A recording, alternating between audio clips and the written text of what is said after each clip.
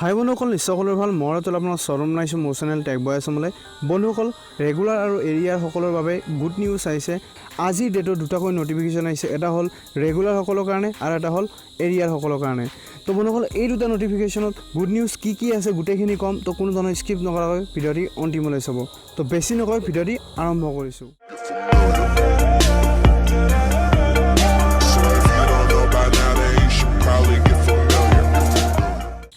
তো প্ৰথমতে আমি ৰেগুলাৰখিনি চাই ল'ম তো মই ইয়াতে ক্লিক কৰিছোঁ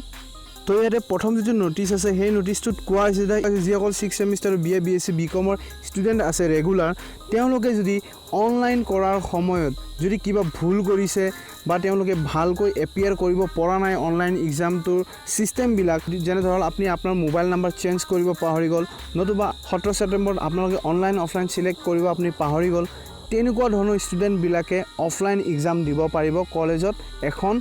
এপ্লিকেশ্যন দিলে যিসকলে এনেকুৱা ধৰণৰ প্ৰব্লেম ফেচ কৰি আছে তেওঁলোকৰ মুখত এটা হাঁহি আহক সেইবাবে মই এই ভিডিঅ'টো বনালোঁ আৰু আপোনালোকক জনালোঁ যে যিমান পাৰে সোনকালে আপোনালোকে এখন এপ্লিকেশ্যন লিখক সেই এপ্লিকেশ্যনখন আপোনালোকে গৈ কলেজৰ প্ৰিন্সিপালক দিয়ক যে ছাৰ মই অফলাইন এক্সাম দিব বিচাৰোঁ কাৰণ মোৰ অনলাইনত এইটো প্ৰব্লেম হৈছে তো ধুনীয়াকৈ এক্সপ্লেইন কৰি এখন এপ্লিকেশ্যন লিখক এইটো হ'ল ৰেগুলাৰ সকলৰ কাৰণে নেক্সট আমি আহিছোঁ দেখিবলৈ পাইছে এৰিয়াৰ সকলৰ বাবে তো এৰিয়াৰ সকলত কি আছে আমি চাম ইয়াতে এৰিয়াৰ সকলৰ গুড নিউজ এইটো যে 14 15 16 বেটছৰ সকলোৱে এটা সুবিধা পাব সেইটো সুবিধা মই কোৱাৰ আগতে আপোনালোকক ধুনীয়াকৈ পঢ়াই দি আছোঁ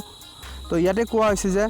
It is notified that area batch 14, 15, 16, 6 semester BA, B.Sc, BCom student will be appearing the examination 2020 in offline mode. তো এইটো সকলোৱে গম পাই গৈছে যে তেওঁলোকে অফলাইন মোড এক্সাম দিব লাগিব এৰিয়াৰ সকলে কিন্তু এতিয়া কথা হ'ল এইটো কি গুড নিউজ হ'ল নিশ্চয় তলত আহিব গুড নিউজটো আপোনালোকক কৈ দিওঁ তলত কোৱা হৈছে যে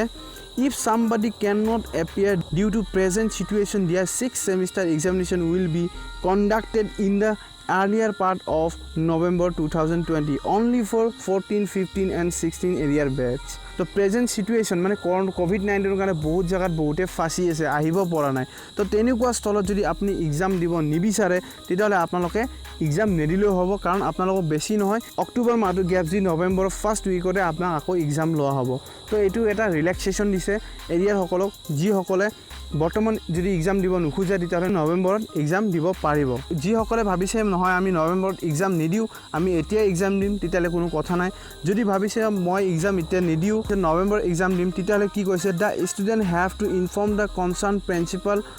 of the college about his inability to appear in the offline examination immediately before the examination exam হোৱাৰ আগতে আপুনি কলেজৰ প্ৰিন্সিপালজনক জনাওক আপুনি যদি দূৰত আছে তেতিয়াহ'লে ঘৰৰ মানুহ পঠাওক মোৰ ল'ৰাজন অমুকত আছে বা ছাৰ মই এক্সাম দিব নোৱাৰিম এবাৰ মই নৱেম্বৰত দিম এতিয়া মই দিব নোৱাৰিম সেইটো আপোনালোকে জনাই থৈ দিব প্ৰিন্সিপালক সেইটো ইয়াতে লিখা হৈছে তো ইয়াতে বৰ্তমান যেহেতু এনেকৈ কোৱা হৈছে if somebody cannot appear due to the present situation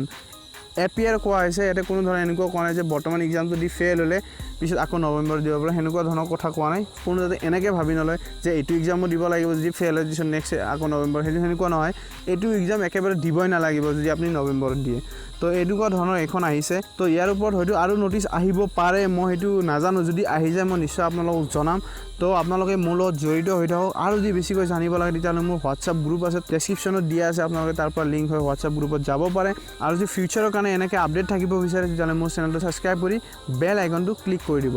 আৰু ভাল লাগিলে লাইক কৰক শ্বেয়াৰ কৰক সকলোকে এই নটিচটো দিয়ক কাৰণ বেছি সময় নাই যাতে সকলোৱে বুজি পায় এৰিয়াৰ ষ্টুডেণ্টবিলাকে তো বিশেষ আৰু মই ইয়াৰ ওপৰত একো নকওঁ যিসকলে এক্সাম দিব তেওঁলোকক বেষ্ট অফ লাক থাকিল চব বন্ধুসকল আজিলৈ এৰিলোঁ ভিডিঅ' দিছাৰ বাবে অশেষ ধন্যবাদ